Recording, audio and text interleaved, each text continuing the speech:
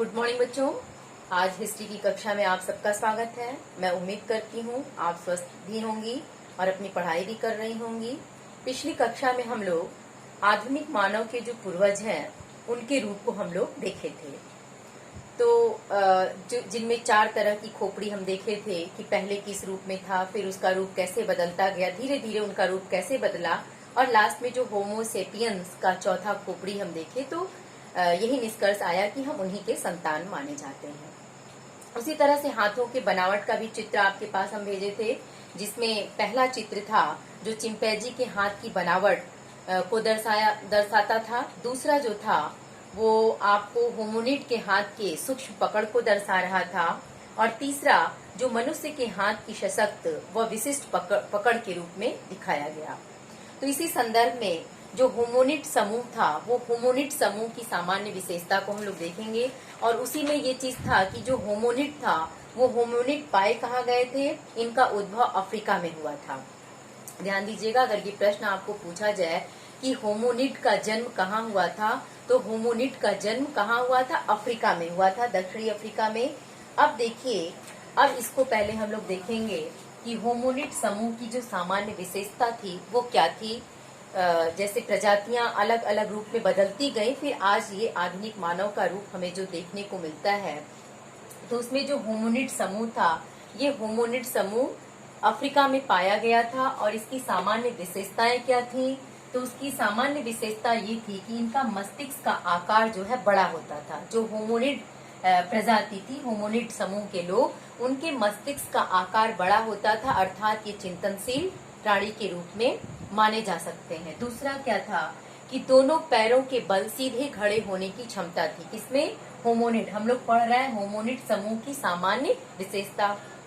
पहली विशेषता क्या है कि इनके मस्तिष्क का आकार काफी बड़ा था, अर्थात ये चिंतनशील थे। दूसरा, दोनों पैरों पर सीधे खड़े होने की क्षमता थी। तीसरा, इनमें दोनों पैरों पर चलने की क्षमता थी, अर्थात ये दोनों पैर पर चल सकते थे। चौथा, हाथों की बनावट में भी विशेष शक्ति थी, अर्थात ये अपने हाथों के द्वारा विशेष प्रकार के औजार आदि बनाने में सफल हो सकते थे। यानी इनके हाथों की बनावट में एक विशेष शक्ति थी जिसके द्वारा ये अपने कुछ भी चीज हाथों से, जैसे पत्थर के औजार आदि, सुगमता से बनाने में सफल हो सकते थे। ठीक, तो ये रहा होमोनिड समूह की सामान्य विशेषता। आज केवल हम लोग को पढ़ना है सिर्फ होमोनिड समूह, ध्यान दीजिएगा। तो ये 4 पॉइंट है इनकी विशेषता। अब देखिए, जो होमोनिड परिवार था, होमोनिड परिवार की कितनी शाखाएं थी? तो होमोनिड परिवार की 2 शाखाएं थी। पहला ऑस्ट्रेलोपिथिकस और दूसरा होमो। पहला क्या है? ऑस्ट्रेलोपिथिकस और दूसरा क्या है इसका समूह? होमो। तो अब देखिए, ऑस्ट्रेलोपिथिकस इसकी उत्पत्ति पहले हुई, यानी होमो से पहले किसकी उत्पत्ति हुई थी? ऑस्ट्रेलोपिथिकस की उत्पत्ति होमो से पहले की मानी जाती है।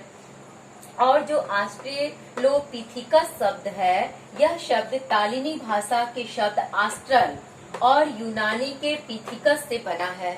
जो ये ऑस्ट्रेलोपिथिकस शब्द है, ये शब्द तालिनी भाषा के आस्ट्रल और यूनानी के पिथिकस से बना है। तो आस्ट्रल का अर्थ क्या है? दक्षिणी। आस्ट्रल का अर्थ क्या है? दक्षिणी। और पिथिकस का अर्थ क्या है? वानर। ध्यान दीजिए, आस्ट्रल का अर्थ क्या है? दक्षिणी और पिथिकस का अर्थ क्या है? वानर। अर्थात इसका अर्थ क्या हो गया? दक्षिणी वानर। इसका अर्थ हुआ दक्षिणी वानर। तो मानव के आद्य रूप में, आद्य रूप माने आज का जो मानव का रूप है, उसकी अर्थात वानर अवस्था के अनेक लक्षण उसमें विद्यमान रहे, इसीलिए इसे ऑस्ट्रेलोपिथिकस नाम दे दिया गया। क्यों दे दिया गया? क्योंकि जो आज वानर अवस्था के जो अनेक लक्षण उसमें दिखाई दिए, इसीलिए इसे ऑस्ट्रेलोपिथिकस नाम दे दिया गया। अब दूसरा इसका जो समूह था होमो, ये देखिए, ये होमो, ये तालिनी भाषा, होमो का अर्थ क्या होता है? आदमी। जो तालिनी भाषा है, तालिनी भाषा में होमो का अर्थ क्या है? आदमी। इसमें स्त्री और पुरुष दोनों सम्मिलित हैं। अब होमो में अनेक प्रजातियां विभक्त थीं। होमो में अनेक तरह की प्रजातियां थी। जैसा पहले होमो हैबिलिस है, ये होमो हैबिलिस है, ये औजार बनाने वाले मानव थे। जो होमो प्रजाति थी उनकी कई प्रजातियां थी। पहली प्रजाति थी होमो हैबिलिस। ये होमो हैबिलिस थे, ये मानव औजार बनाने वाले थे। दूसरा होमो इरेक्टस। जो होमो इरेक्टस थे वो खड़े होकर पैरों के बल चलने वाले थे, यानी चलते थे। तीसरा होमो सेपियंस। होमो सेपियंस ये चिंतनशील मानव थे। और चौथा आपका है होमो सेपियंस अर्थात आधुनिक चिंतनशील मानव। जो होमो सेपियंस है ये आधुनिक चिंतनशील मानव है। तो आज के लिए सिर्फ होमोनिड समूह की सामान्य विशेषताएं, ये 4 पॉइंट आपको कॉपी में लिखना है। अगर आपको साफ नहीं दिखाई देगा तो वो वीडियो सुन लीजिएगा, उसमें भी मैं स्पष्ट बोली हूँ। इसके बाद होमोनिड परिवार की 2 शाखाएं थी, पहला ऑस्ट्रेलोपिथिकस, दूसरा होमो। और ऑस्ट्रेलोपिथिकस की अच्छा एक चीज और हमने बताया कि होमोनिड समूह सबसे पहले कहाँ पाया गया था? अफ्रीका में। इसकी उत्पत्ति कैसे हुई थी? तालिनी के आस्ट्रल और यूनानी के पिथिकस से। तो इसका अर्थ आप स्पष्ट यहाँ देखेंगे। और होमो की कितनी प्रजातियां थी? 4 प्रजातियां थी। इन चारों प्रजातियों को देखेंगे। अब एक चीज और हम देखेंगे, ऑस्ट्रेलोपिथिकस एवं होमो में क्या अंतर था। इन दोनों में अंतर भी हम देखेंगे। इसकी फोटो भी आपके पास मैं भेजूंगी, उससे भी आप पढ़ सकती हैं, समझ सकती हैं। तो ऑस्ट्रेलोपिथिकस एवं होमो में अंतर क्या था?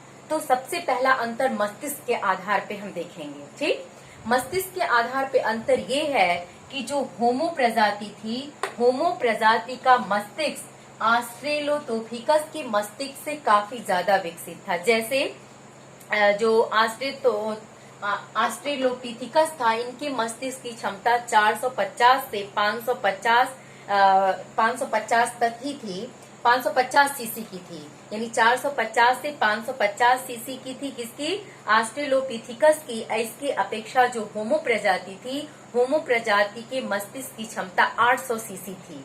अर्थात इनके समझने और चिंतन करने की क्षमता ऑस्ट्रेलोपिथिकस से कई गुना ज्यादा थी। इसलिए ये बुद्धिमान मानव की श्रेणी में आए। और मस्तिष्क के बड़े आकार के कारण वह बुद्धिमान थे और उनकी स्मरण शक्ति भी काफी इनकी अपेक्षा, ऑस्ट्रेलोपिथिकस की अपेक्षा होमो जो थे, होमो के समझने की क्षमता उनकी अपेक्षा काफी ज्यादा थी। दूसरा है जबड़े के आधार पे।